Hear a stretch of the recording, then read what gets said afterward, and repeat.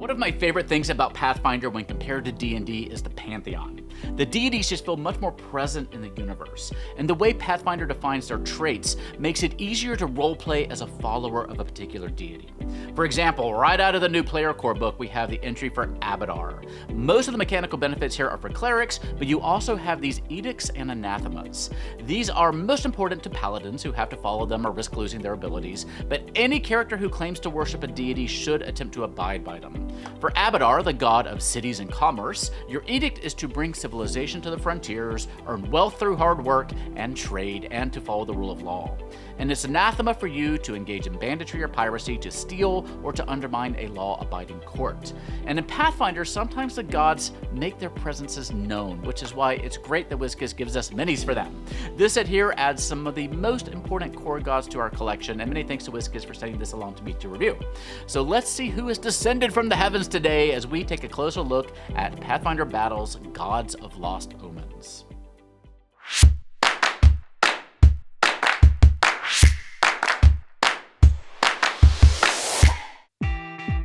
Today's video is brought to you by Hit Point Press. The Imperfect sale is going on now. Get Imperfect animated spell decks, condition decks, the Deck of Illusions, and the Humblewood book or box set today for a massive discount. Supplies are limited, so be sure to check it out now using the info icon in the corner or the links below. Let's start it off with the god I was just talking about, Abadar. One important thing to know is that the new system of edicts and anathemas essentially replaces your system of alignment in the new Pathfinder remaster. You no longer have to worry if your character is lawful neutral or true neutral. You just need to follow the rules of your chosen deity, which I think is way more straightforward, especially for new players. Each deity also has a set of divine attributes and a divine skill. In this case, Constitution and Intelligence, and Society respectively.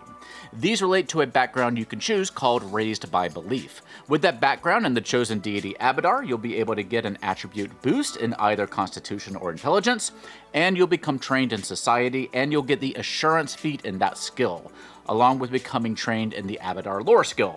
That Assurance feat, it just means that you can forego rolling a skill check in that skill to just take a 10 plus whatever your bonus would be. Next up is Calistria, arguably one of the spiciest deities, but she does have competition in that arena. She is essentially the goddess of lust and revenge. She encourages followers to live their best lives and clap back when necessary.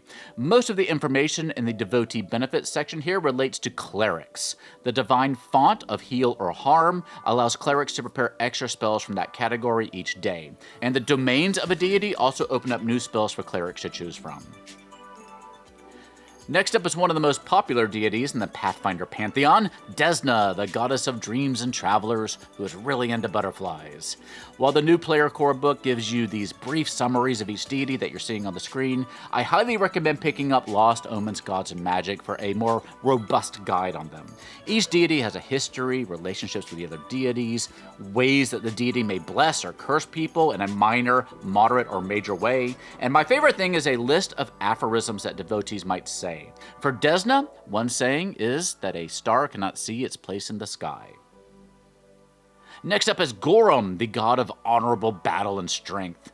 To followers of Gorum, there are two types of people, those who are brave and cowards. It is a very Klingon-esque belief system. We haven't talked a lot about the minis themselves so far. While I often talk about using minis for multiple purposes, as a Pathfinder player and game master, I am only going to use these as the deities themselves. These minis, these characters stand apart. Of course, these minis are all to scale with regular PC minis though, so if you want to base your own character on these minis, you certainly can. Next up is Sarenrae. I first remember learning about Sarenrae from Ashley Johnson's character on Critical Role Campaign 1. While they switched over to 5e rules from Pathfinder when they started broadcasting their games, they kept the Pathfinder god Sarenrae in place.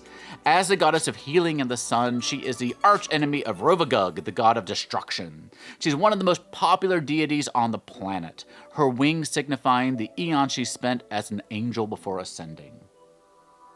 And finally, we have Shelyn, the goddess of art, beauty, love, and music, the deity popular with bards and artists of all kinds. She's also in a sort of throuple with Desna and Sarenrae, so it's nice that all three of them come together in this same set. She is the sister of the fallen god Zon Kuthan, who had a mini in the Darklands Rising set. One of my favorite things about the Pathfinder Battles line is that we do get minis of the deities. Most of the booster sets include at least one god or goddess. I need to sort through my collection and find them all so I can show you the ones we have so far, but that's going to require a little bit of spring cleaning on my part, so please give me some time on that. The minis themselves here are great, but maybe a little bit overshadowed by the iconic set that we just reviewed, video up in the corner. And I'll be honest, I haven't been able to get any of the deities to my table yet. Actually having a god or goddess appear in the flesh in an adventure is a pretty monumental thing, but once your party is like level 18, 19, or 20, what better way for them to feel powerful than to rub shoulders with the deities of the realm? Though I think there may be something to the idea for a deity forming a level 1 party and being the patron of that party throughout an entire campaign. I think that could be really interesting. The Gods of Lost Omens set is expected in January 2024 for between $45 and $50, so let me know what you think about them in the comment section down below. I'm also curious to hear your thoughts on how Pathfinder handles its gods and goddesses. Do you dig the implementation as much as I do? D&D gods just feel so aloof to me, but let's discuss. Also, be sure to check out all the animated cards over at Hit Point Press, and get your custom spellcraft cards at gallantgoblin.com/spellcraft. And pick yourself up some cuddly kobolds for the winter over at heroplush.com. We're gonna need them in the next week as our temperatures here in Houston are falling into the teens. So wish us good luck. Texas has a bad history with handling winter weather. But finally, you can find me, hopefully, on social media at one of the sites over here. For now, though, please stay safe, have fun, love each other, and I will see you next time at the Gallant Goblin.